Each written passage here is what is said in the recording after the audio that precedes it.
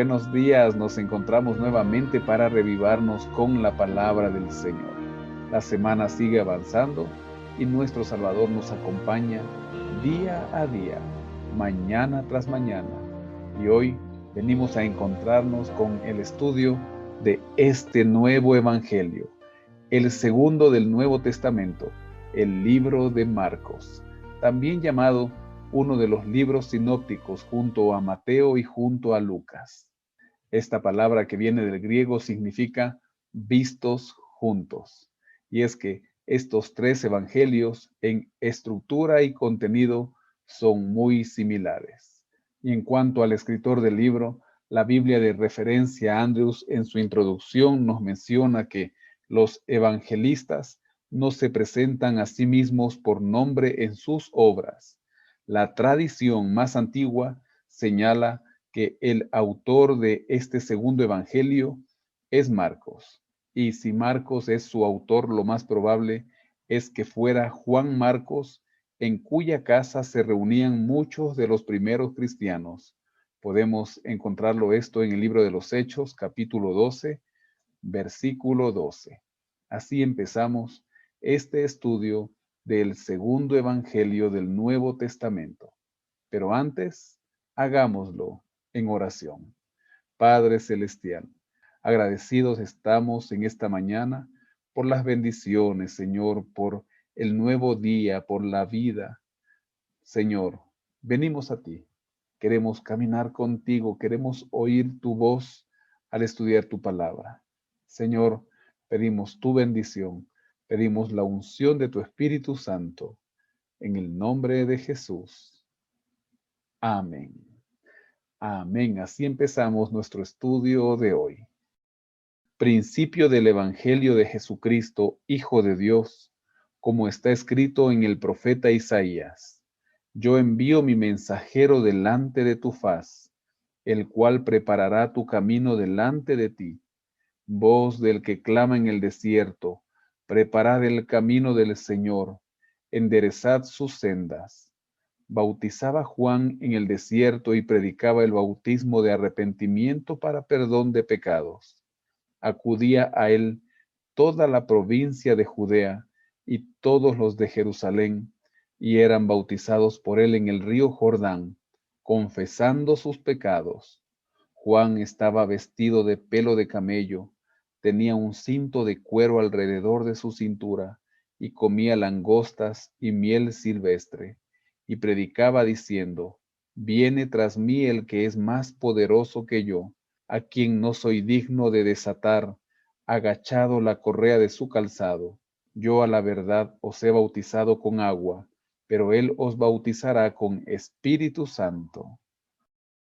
Principio del Evangelio de Jesucristo, principio de las buenas nuevas de Jesucristo, menciona el autor.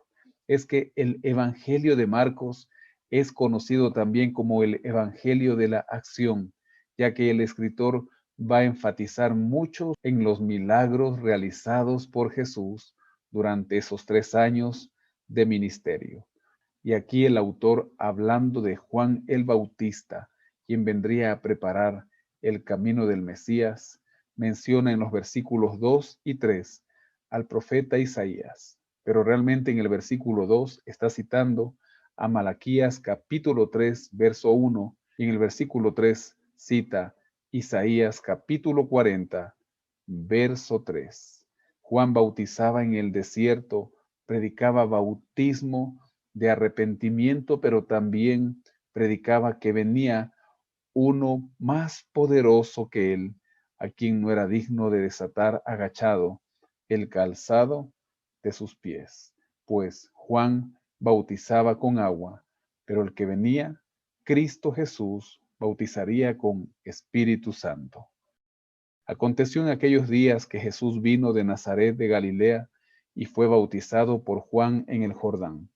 Luego, cuando subía del agua, vio abrirse los cielos y al Espíritu como paloma que descendía sobre él. Y vino una voz de los cielos que decía: Tú eres mi Hijo amado, en ti tengo complacencia. Jesús va al Jordán para ser bautizado por Juan. y menciona claramente en el versículo 10 cuando subía del agua, bautismo por inmersión, símbolo de sepultura a la vida antigua y nacimiento a una nueva vida, de la misma manera recibiendo el don del Espíritu Santo, tal como sucedió con nuestro Salvador. Luego, el Espíritu lo impulsó al desierto y estuvo allí en el desierto 40 días. Era tentado por Satanás y estaba con las fieras, y los ángeles lo servían. A diferencia de Mateo, Juan explica la tentación de Jesús solo en estos dos versículos, a destacar que los ángeles servían al Señor mientras él estaba esos 40 días ayunando en el desierto. Luego de esto, el Señor empezaría su ministerio. Después que Juan fue encarcelado, Jesús fue a Galilea predicando el evangelio del reino de Dios. Decía: el tiempo se ha cumplido y el reino de Dios se ha acercado. Arrepentíos y creed en el evangelio. Y es que sí que el reino de Dios se había acercado. El Rey del universo personalmente se encontraba aquí en la tierra realizando un ministerio a favor de la humanidad. Entonces, andando junto al mar de Galilea, vio a Simón y a su hermano Andrés que echaban la red en el mar, porque eran pescadores. Jesús les dijo: venid en pos de mí, y haré que seáis pescadores de hombres. Y dejando al instante sus redes lo siguieron. Pasando de allí un poco más adelante, vio a Jacobo, hijo de Zebedeo, y a su hermano Juan, que estaban en la barca remendando las redes, y enseguida los llamó. Entonces, dejando a su padre Zebedeo en la barca con los jornaleros, lo siguieron. Así el Señor llama a sus primeros discípulos, dos parejas de hermanos, Simón junto a Andrés y Santiago junto a su hermano Juan. Entraron en Capernaum, y el sábado entró Jesús en la sinagoga y comenzó a enseñar, y se admiraban de su doctrina, porque les enseñaba como quien tiene autoridad, y no como los escribas. Pero había en la sinagoga de ellos un hombre con espíritu impuro que gritó: Ah, ¿qué tienes con nosotros, Jesús Nazareno? ¿Has venido a destruirnos? Sé quién eres, el Santo de Dios. Entonces Jesús lo reprendió diciendo: cállate y sal de él. Y el espíritu impuro, sacudiéndolo con violencia y dando un alarido, salió de él. Todos se asombraron de tal manera que discutían entre sí diciendo: ¿qué es esto? ¿Qué nueva doctrina es esta que con autoridad manda aún a los espíritus impuros y lo obedecen? Muy pronto se difundió su fama por toda la provincia alrededor de Galilea. Era sábado, el día santo, y el Señor va a la sinagoga y empieza a enseñar. Acerca de la sinagoga, la Biblia de Andrews nos dice que durante el cautiverio en Babilonia, los judíos instituyeron la sinagoga como centro del judaísmo en la comunidad local. Donde quiera hubiese 10 varones adultos, se podía establecer una sinagoga que, además de ser un centro comunitario, era donde se hacía culto el sábado. Jesús acudía regularmente los sábados a la sinagoga, y aquí se encuentra con este endemoniado que reconoce a Jesús y le dice: sé quién eres, eres el Santo de Dios. Y el Señor lo envía a salir de aquel hombre a quien estaba atormentando, demostrando así el poder que tenía sobre los poderes demoníacos. Al salir de la sinagoga, fueron a casa de Simón y Andrés con Jacobo y Juan. La suegra de Simón estaba acostada con fiebre, y enseguida le hablaron de ella. Entonces él se acercó, la tomó de la mano y la levantó, e inmediatamente se le pasó la fiebre y lo servía. Algo que destacar: era sábado. Ellos salieron de la sinagoga y fueron a casa de Pedro. El sábado es lícito hacer el bien. El sábado es bueno visitar a nuestros amigos también. Así, cuando llegó la noche, luego que el sol se puso, le llevaron a todos los enfermos y endemoniados. Toda la ciudad se agolpó a la puerta y sanó a muchos que padecían de diversas enfermedades, y echó fuera muchos demonios y no dejaba hablar a los demonios porque lo conocían. Luego de pasar el día de reposo al empezar la nueva semana, la gente empieza a traer a los enfermos y a los endemoniados, y el Señor los sanaba.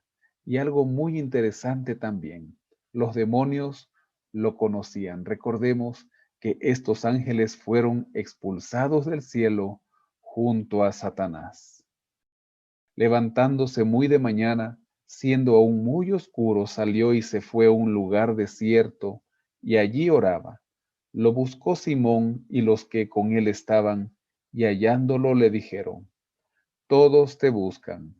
Él les dijo: Vamos a los lugares vecinos para que predique también allí, porque para esto he venido. Y predicaba en las sinagogas de ellos en toda Galilea, y echaba fuera los demonios. El Señor aprovechaba todo momento, muy de mañanita, ahí en la oscuridad todavía de la madrugada. Él oraba y estaba en comunión con el Padre. Luego, ese primer día de la semana, fue a Galilea y se dedicó a predicar, diciendo: Para esto he venido. Vino a él un leproso que de rodillas le dijo: Si quieres, puedes limpiarme. Jesús, teniendo misericordia de él, extendió la mano, lo tocó y le dijo: Quiero, sé limpio.